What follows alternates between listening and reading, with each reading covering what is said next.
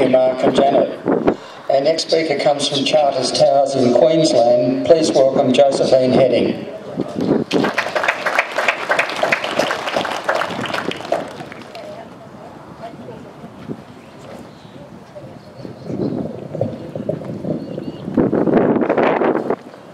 Hello everybody. I too am not a speaker. I'm just off the land, and things were happening to us as a family on the land, and no one seemed to be doing anything about it, and I decided to start reading and find out why it was happening. And one thing I would suggest to everybody to do is to actually start reading. You need to inform yourselves. Don't think that seeing legislation is something that you can't understand. You can understand it. If I can understand it, I only went to grade 10, anybody can understand it, because the people that are writing this stuff aren't from your industry. They're making it up. And you have the knowledge to be able to debate nearly everything that they've put up there as legislation. I've got a bit off the point. This is not how I was going to start. I was going to say thank you very much for inviting me here, Peter Manuel, and the hospitality you and your wife Mary has given to us. As I said, I'm not a speaker. I had a speech written out. It's not going to work for me. So, I started reading about the ERMP that was imposed upon our area, and the more I read, the more lies I found. It all came about because the government paid scientists to come up with a problem. And the problem was that the barrier reef was in a worsening condition. Thus, reading it further and further, there really isn't a problem. The lies kept building. And eventually, after meeting in rallies and more reading, and I could see, as I said, when I started to read the legislation, the actual amendment bill was brought in, that this amendment bill, Barrier Reef Amendment Bill 2009, is of such regularity nature, there is no need for consultation. Bang, we got it. A mandatory system where we charged $165,000 fine or a 2-year jail term for not filling out some paperwork. This is Australia.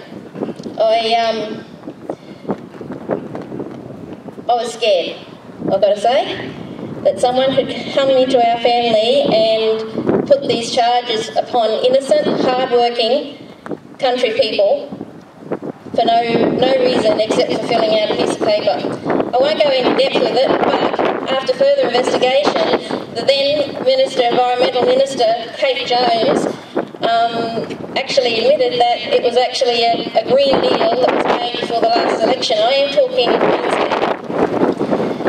When reading all this stuff and finding out who was actually sticking up for us, I thought our government, our industry bodies would have a fair bit to say in it.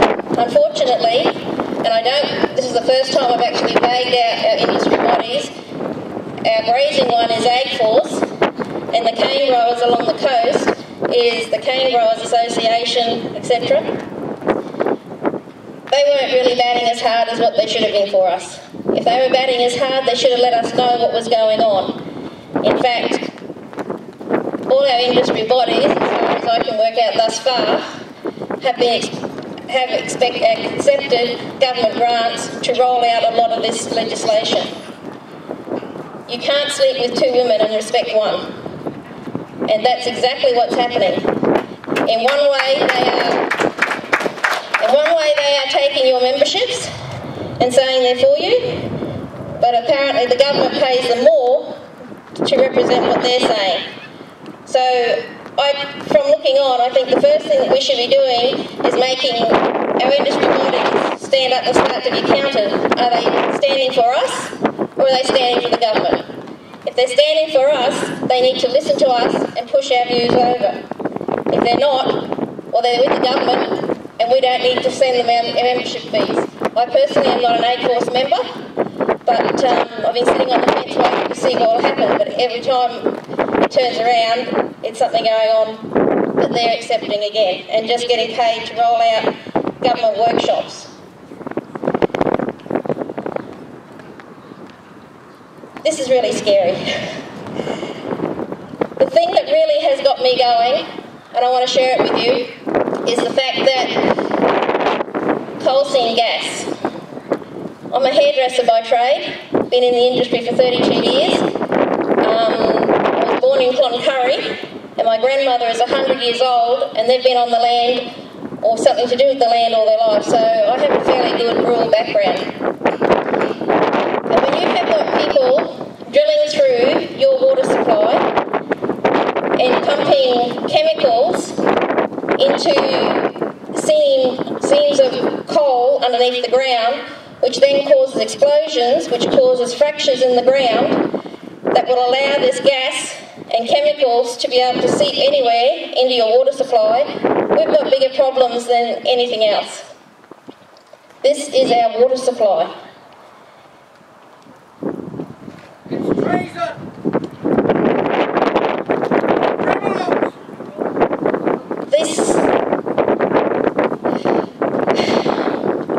I'm a bit astounded. I'm still thinking about these ladies' stories back here. We shouldn't have to go through this. We own the land, we buy the land, we pay the lot of the land, we work the land, and through no fault of ours, people come in and tell us what to do, how to do it, at our cost, and drives us off the land. And the worst thing about it all is that people are committing suicides. They're to a point where they've got nothing and nowhere left to go, that they take their lives and leave their families. This is serious. And they're alone. They're totally alone out in the middle of nowhere. They're seeing the bills pile up, they're seeing the regulations piled upon them, and they're at a loss. And it's through no fault of their own. If they were just left to their own devices without having to pay water taxes, without having to pay clearing taxes and on all the other taxes that they've got to pay.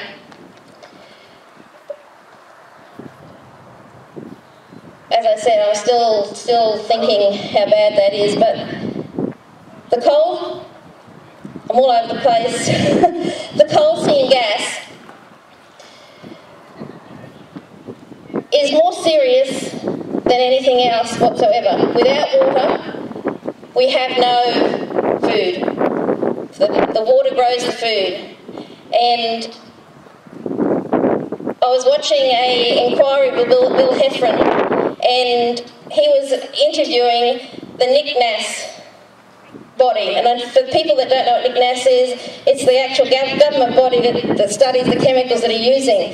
And Bill Heffron asked this body of people, which are 3 women sitting there, America's using 700 chemicals to push down under the ground, and, have you been studying any of these chemicals?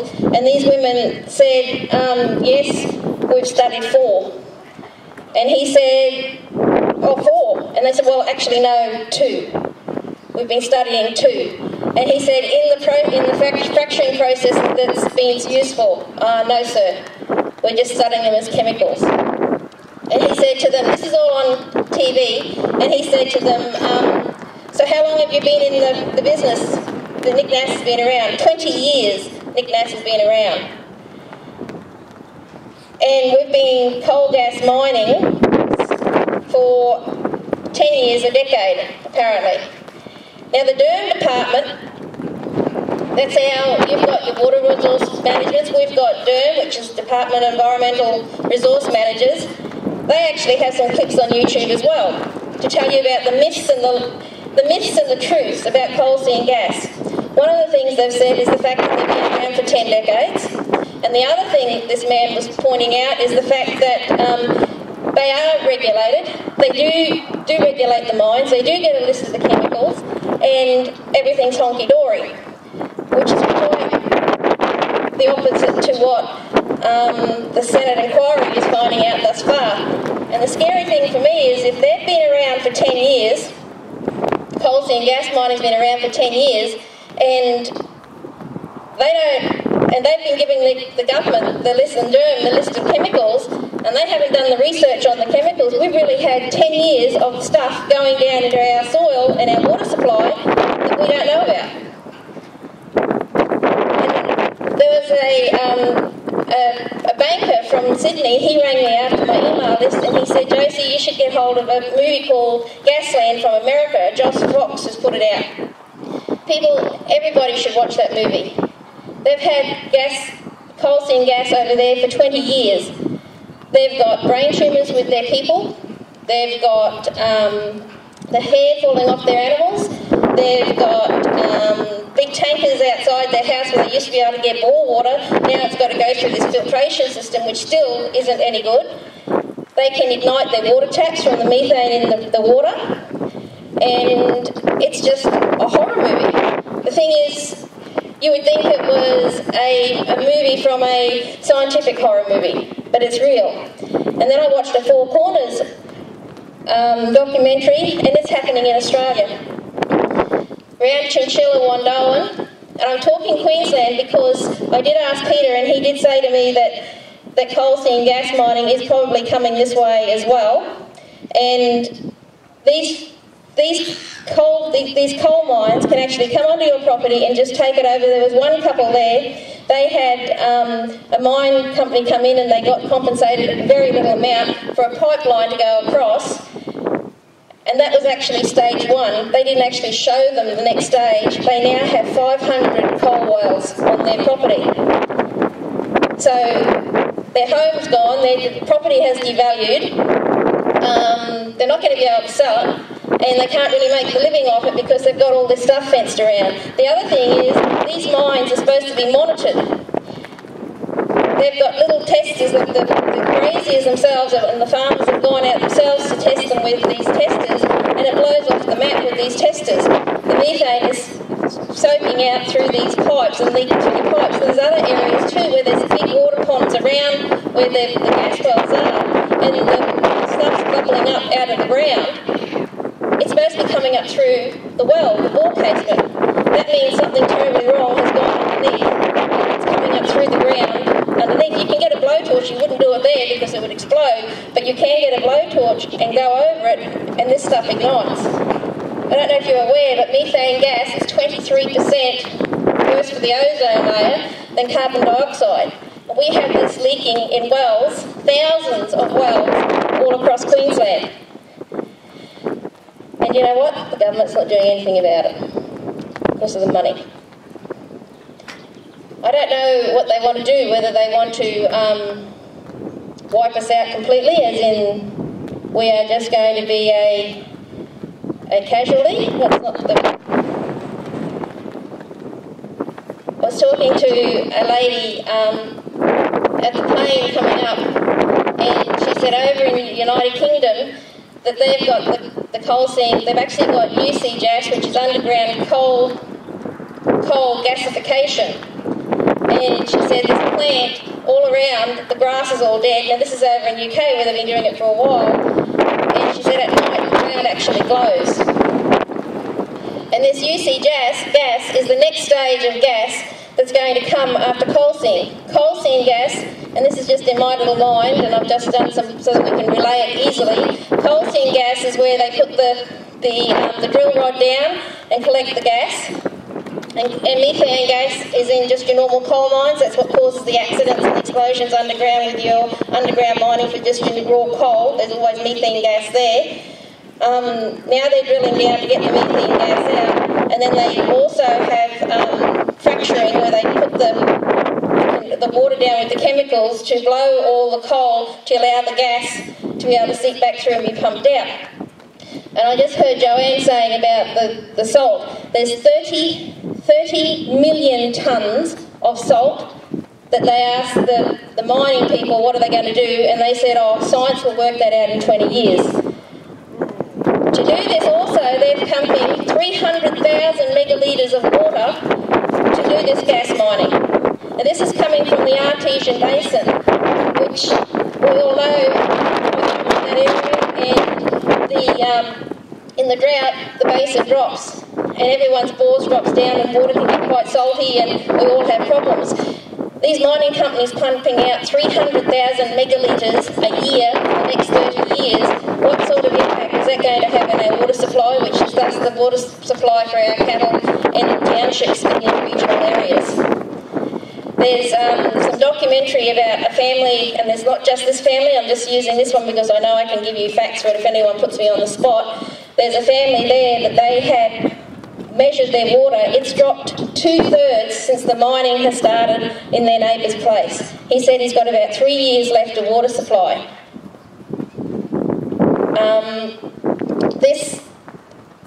The other thing is, people, they're covering it up. They're paying, the mining companies are paying people compensation with a confidentiality clause that you're not allowed to say anything.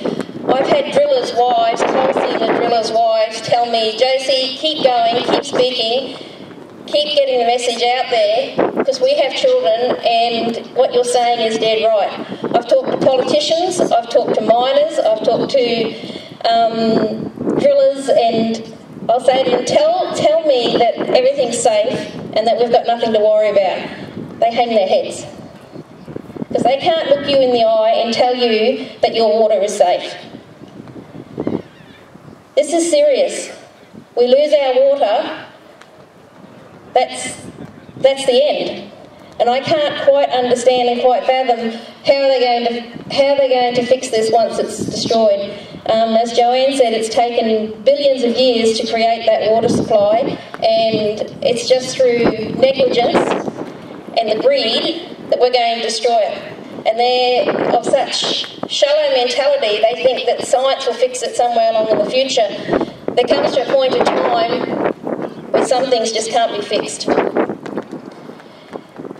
The other thing that I've been finding very scary is this underground coal gasification.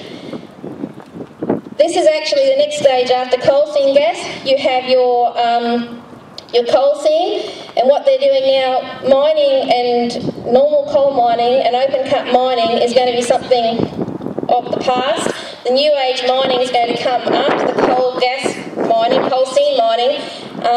They're going to start putting drills down, two wells goes down, one goes into the coal seam gas and one goes into the ground, and they're actually going to pump contaminated water, it's called injection.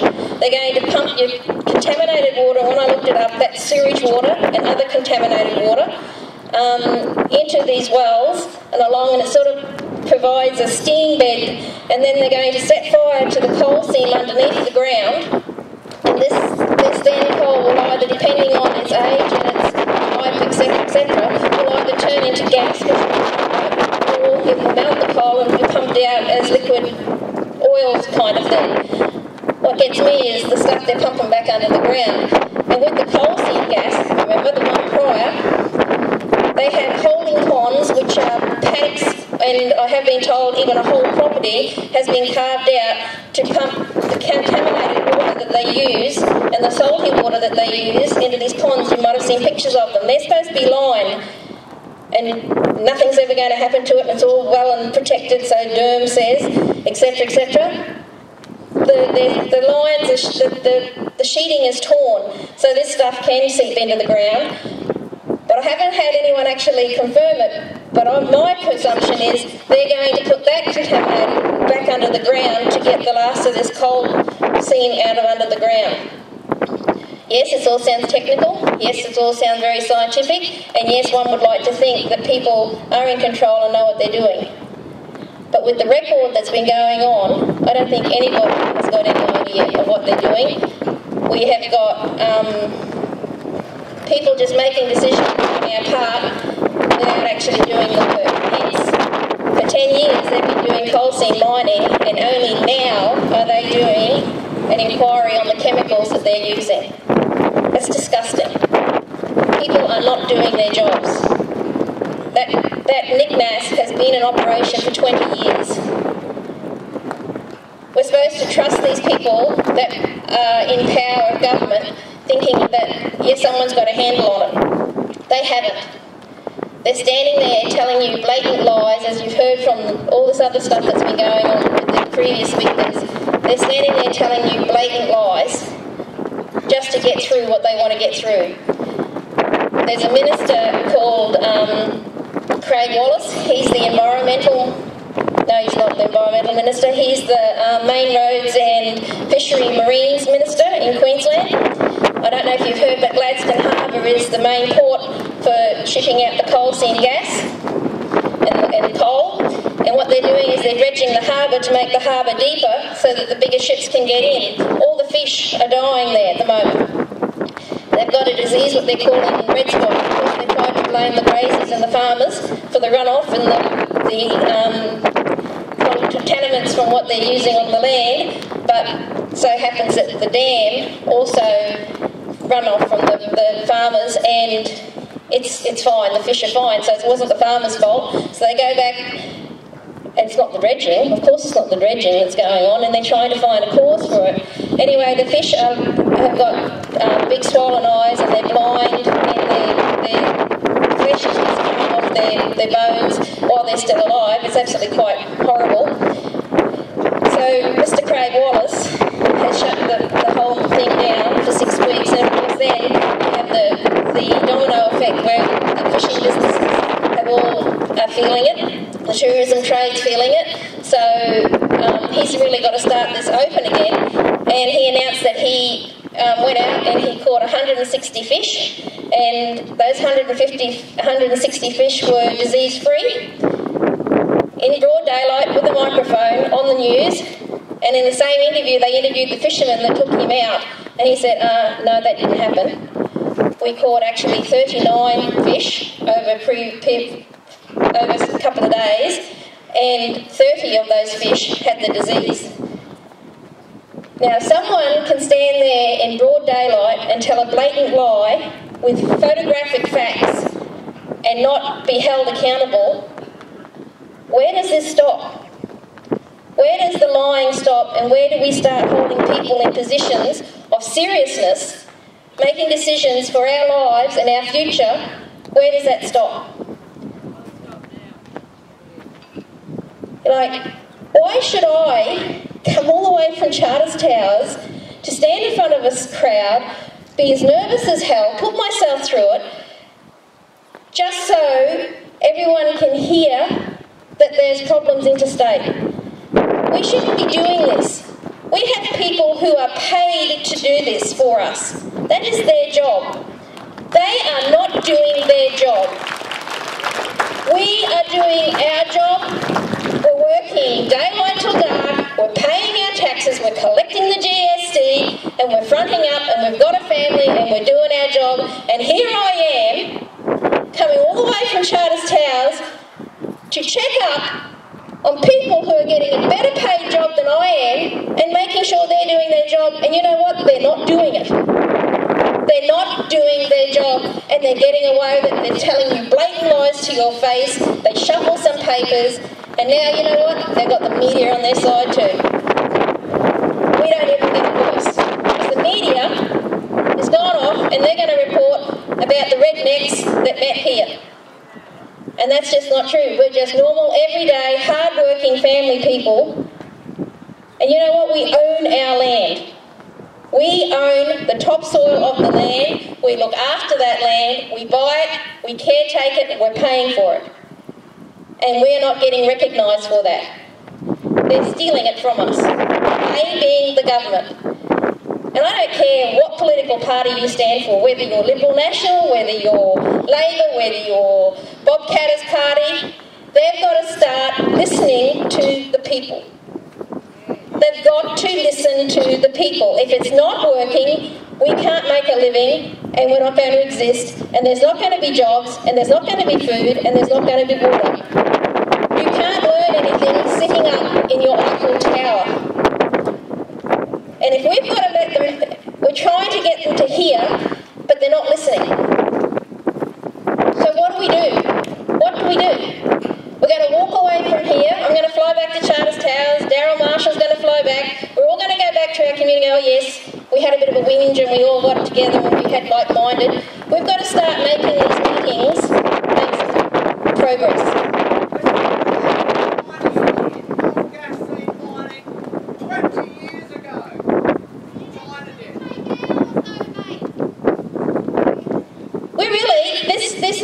We've told stories.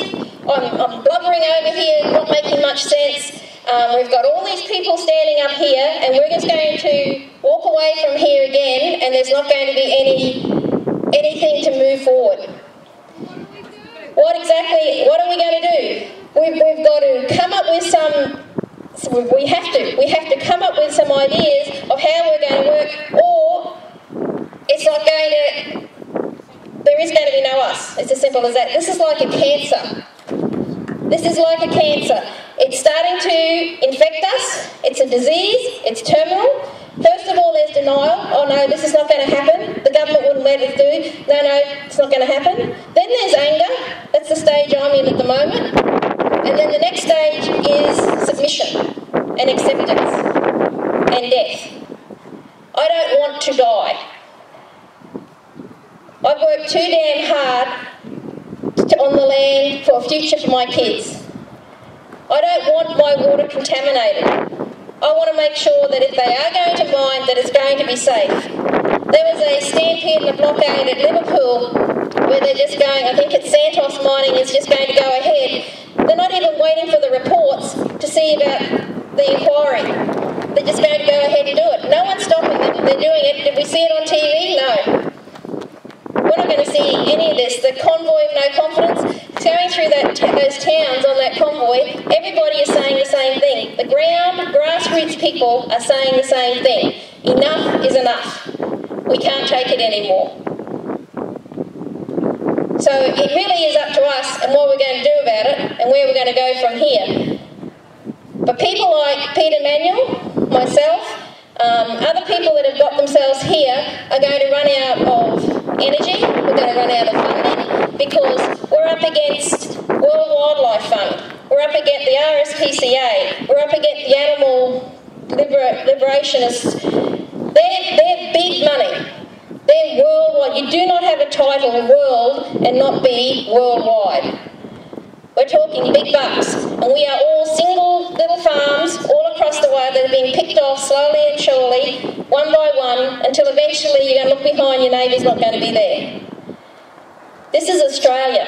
We're supposed to be a free country, and we're supposed to be the good life. Nothing's good.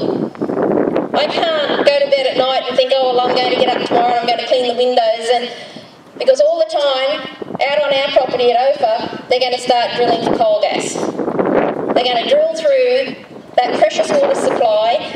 We have got drillers saying, Josie, those caps on those walls are not going to last 20 years because they're incompetent. The drillers that are doing it are incompetent. I believe them. Do something about it. Give me some paperwork. Let's do something. I can't because of the confidentiality clause. Anyway, thank you for having me, but we've got to walk away from here, or even before we walk away from here, make some resolution that what are we going to do next? Okay, thank you.